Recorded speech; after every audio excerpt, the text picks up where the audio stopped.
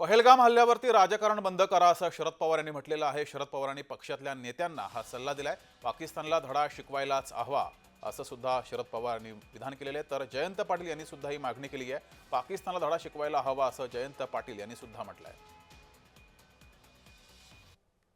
त्या व्यक्तीचे कुटुंब त्याच्यामध्ये शहीद झाले, त्यांनी ही देशाच्यासाठी किंमत दिलेली आहे आणि म्हणून धर्म, जात, पात, भाषा या गोष्टी आणायच्या नाही।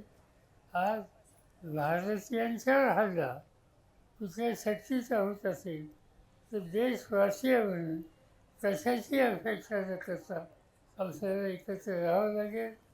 मी जाहीरपणाने सांगितलं की देशाचे प्रधानमंत्री आणि अन्य सरकारी यासंबंधी जी काही उपाययोजना करत असतील त्याला पूर्ण सहकार्य आम्हा सगळ्यांचं आहे आणि तशा प्रकारचं वक्तव्य सर्वपक्षीय समाजदारी या सभेमध्ये आमच्या प्रतिनिधींनी केले आणि ही भूमिका घेऊन आम्ही पुढे जाणार आहोत।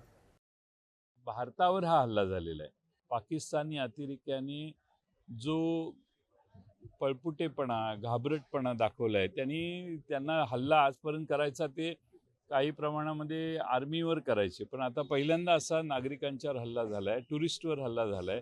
आणि तो हल्ला करत असताना त्यांनी जो निर्दयीपणा दाखवलेला आहे त्याच्यासाठी पाकिस्तानला आपल्याला धडा शिकवावाच लागेल।